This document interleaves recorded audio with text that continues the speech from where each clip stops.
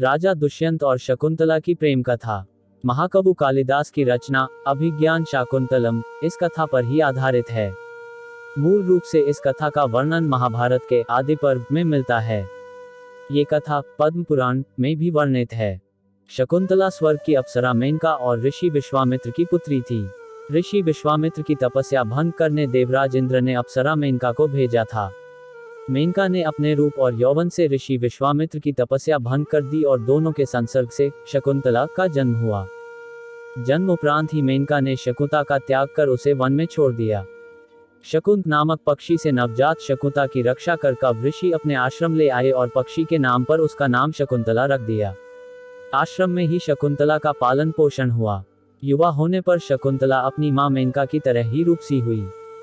एक दिन आखेट खेलते हुए हस्तिनापुर नरेश दुष्यंत वन में आए और कव ऋषि के दर्शन की अभिलाषा में उनके आश्रम पधारे। द्वार से ही उन्होंने ऋषि को पुकारा। पुकार सुनकर शकुंतला बाहर आई। शकुंतला के रूप को देखकर राजा दुष्यंत मुग्ध हो गए। शकुंतला ने उन्हें बताया कि कव ऋषि तीर्थ यात्रा पर गए हैं। जब राजा दुष्यंत ने शकुंतला का परिचय मांगा तो शकुंतला ने बताया कि वह कव ऋषि की पुत्री है। कव ऋषि आजन्म ब्रह्मचारी थे, अतः शकुंतला का परिचय सुन राजा दुष्यंत आश्चर्य में पड़ गए। तब शकुंतला ने अपने जन्म और त्याग की कथा का वर्णन करते हुए बताया कि वह कव ऋषि की दत्तक पुत्री है। शकुंतला को देखते ही राजा दुष्यंत उस पर मोहित हो गए और उसके प्रेम में पड़ गए। इधर शकुंतला ने भी उन्हें अपना हृदय अर्पित कर दिया। इसलिए जब राजा ने उसके समक्ष विवाह प्रस्ताव रखा तो उसने स्वीकार कर लिया। वन में ही दोनों का गंधर्व विवाह हुआ। विवाह के उपरांत कुछ समय तक राजा दुष्यंत शकुंतला के साथ आश्रम में ही रहे, किंतु राजपाट के दायित्व के कारण उन्हें राजमहल लौटना था।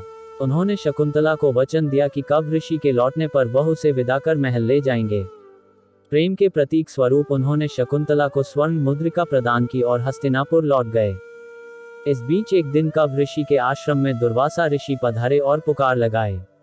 राजा दुष्यंत के विचारों में खोई शकुंतला उनकी पुकार सुन नहीं पाई, जिसे दुर्वासा ऋषि ने अपना अपमान समझ लिया और शकुंतला को श्राप दे दिया कि जिस किसी के ध्यान में लीन होकर तूने मेरा अपमान किया है वह तुझे भूल जाएगा।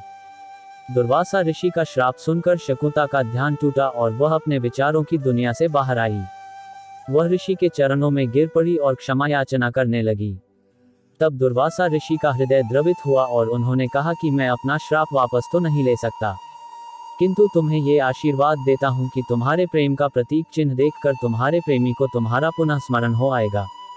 समय व्यतीत हुआ और कव ऋषि तीर्थ से आश्रम लौट आए। उनके वापस आने के पूर्व ही शकुंतला गर्भवती हो चुकी थी। उसने कव ऋषि को राजा दुष्यंत और स्वयं के गंधर्व विवाह के संबंध में पूरी बात बता दी। कव ऋषि उससे बोले कि विवाहित कन्या का अपने पिता के पास रहना उचित नहीं है, उसे अपने पति के घर जाना चाहिए और उन्होंने एक शिष्य के साथ शकुंतला को राजा दुष्यंत के पास भिजवा दिया। हस्तिनापुर जाने के मार्ग में राजा दुष्यंत द्वारा शकुंतला को दी हुई स्वर्ण मुद्रिका पानी पीते हुए सरोवर में गिर पड़ी और एक मछली द्वारा निगल ली गई। जब शकुंतला राजमहल पहुंची तो राजा दुष्यंत ने उसे पहचानने से इनकार कर दिया। दुर्वासा ऋषि के श्राप के प्रभाव के कारण राजा दुष्यंत उसे भूल गए थे।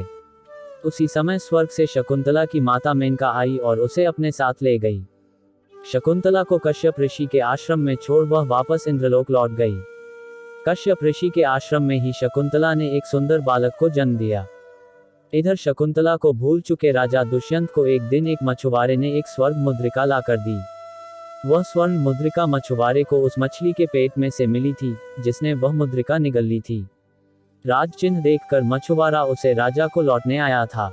मुद्रिका देखते ही राजा दुष्यंत की याददाश्त वापस आ गई और उन्हें शकुंतला के बारे में सब स्मरण हो गया। उन्होंने तुरंत सैनिकों को शकुंतला को ढूंढने भेजा, किंतु वे उसे ढूंढ न सके। स्वर्ग में देवासुर संग्राम छिड़ा हुआ था। देवराज इंद्र के निमंत्रण पर राजा दुष्यंत उनकी सहायता हेतु इंद्र की नगरी अमरावती गए। युद्ध में विजयी होने के उपरांत वे आकाश मार्ग से वापस लौट रहे थे कि उन्हें कश्यप ऋषि का आश्रम दिखाई पड़ा और वे उनके दर्शन के लिए रुक गए।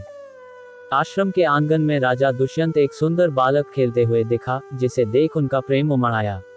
वे उसे गोद में उठाने के लिए जैसे ही आगे बढ़े, शकुंतला की सखी ने उन्हें रोकते हुए कहा, राजन, इस बालक को न छुए। जो भी इसे छुएगा, इसकी भुजा में बंधा काला धागा नाग बनाकर उसे डस लेगा। किंतु राजा दुष्यंत स्वयं को न रोक सके और बालक को अपनी गोद में उठा लिया। गोद में उठाते ही बालक की भुजा में बंधा काला धागा टूटकर गिर पड़ा। शकुंतला की सखी को ज्ञात था कि जब भी बालक का पिता उसे अपनी गोद में उठाएगा तो उसकी भुजा में बंधा काला धागा टूटकर गिर जाएगा। उसने जाकर शकुंतला को पूरी बात बता दी। शकुंतला राजा दुष्यंत के पास गई तो वे उसे पहचान गए। क्षमा याचना कर उन्होंने उसे राजमहल चलने को कहा। शकुंतला मान गई। फिर कश्यप ऋषि की आज्ञा लेकर वे हस्तिनापुर लौट आए। इस तरह दोनों की प्रेम कहानी पूर्ण हुई। दोनों के पुत्र का नाम भरत था, जो आगे चलकर एक पराक्रमी राजा हुआ और उसके नाम पर भारत का नाम भारतवंश पड़ा।